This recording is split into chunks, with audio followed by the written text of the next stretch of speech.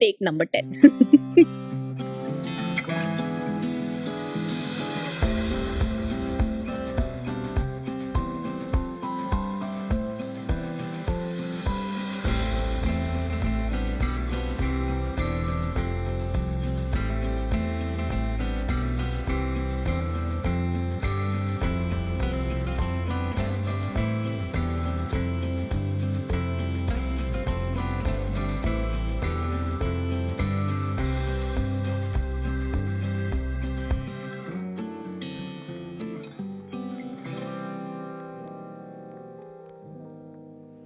Happy autumn. The moment the air turns crisp, I just want books that feel like comfort food. You know, the type where you're curled up in a blanket, have a warm cup of tea, and maybe a candle flickering in the background?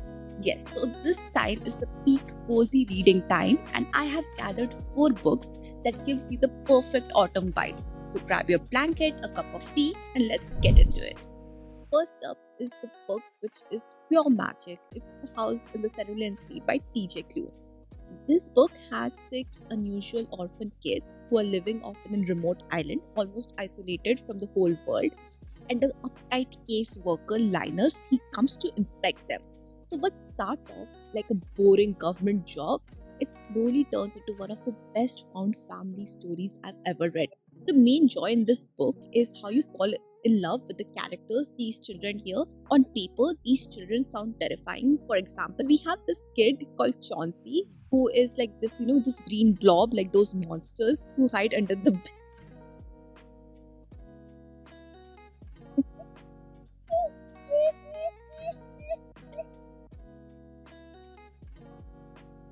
On paper, these children sound terrifying. Like we have Chauncey, who's this like green blob-like monster. You know the monsters who hide under the bed to scare kids.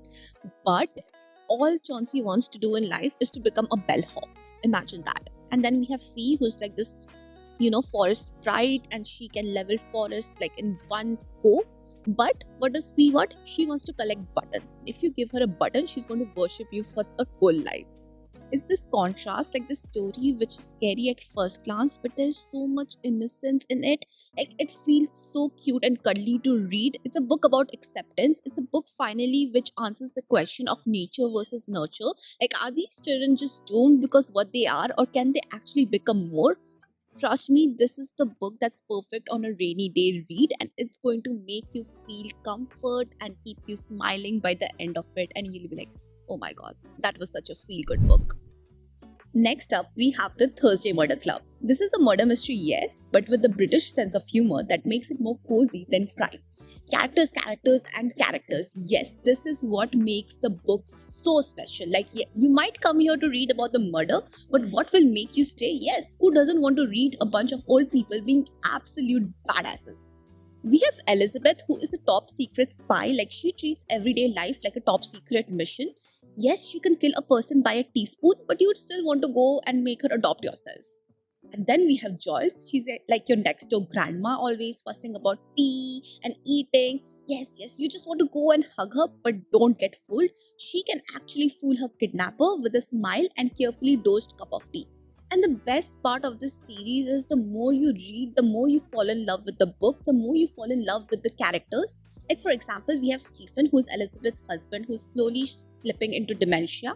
And then we have Bogdan, who's this ex Polish construction worker, a rough guy, and he just gets roped in into everything.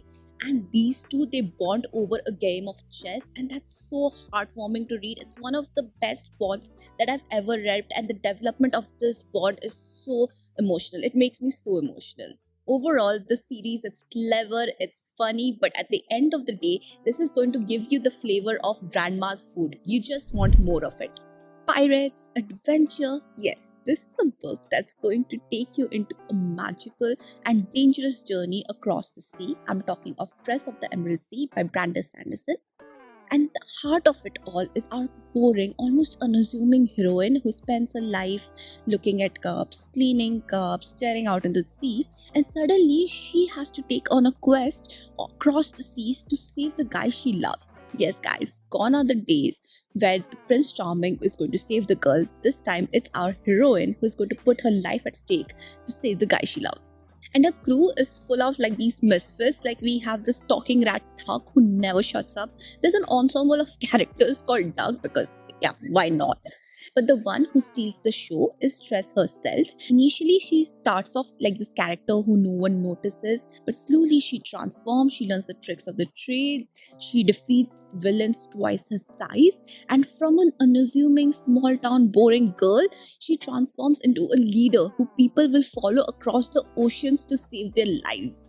And this whole journey, it's just like this one big epic adventure. It's filled with like these small quests that feel like these mini boss battles that you'll play in a video game, and all this makes the payoff at the end very sweet.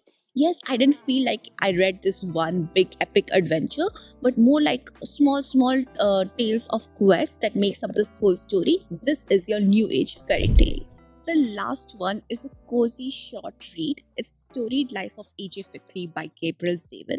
But this book, even though short, it packs in way more emotions. We have AJ, who is this grumpy, widowed bookseller who is living in this small town, and he has given up on life, okay? And he's just this cranky old man who is snapping at people in his store, judging them by the books they are reading. But then his life turns upside down when he's left with a kid Maya at his bookstore to take care of. And how these two grow old together is the heart of the book. Those small moments, like when AJ slowly learns how to become a father because of Maya, he softens himself. The whole town they gather around the bookstore to take care of Maya as a community. And these small moments they sneak up on you, and suddenly you feel like reading a book, but you are living a piece of it with them. And the way the story circles back is so brilliant, like something which is like a throwaway detail, a book, a moment, a conversation. It then pops up later with new meaning, and it clicks into place in a way that make you want to go back to the beginning of the book and reread it. It feels like this collection of short stories that fits perfectly into Age's life. And the author, Gabrielle Zevin, she has a way of breathing life into characters in such a brilliant way, the same way she does in Tomorrow, Tomorrow, Tomorrow. Again, a great book. Honestly, I dare you not to fall in love with the vibes of this book. So those were my 4 cozy autumn book recommendations. Now I'm gonna go back home, get myself a book, curl up inside a blanket, make myself a hot cup of tea, and maybe you should do. Till then, bye bye. Take care.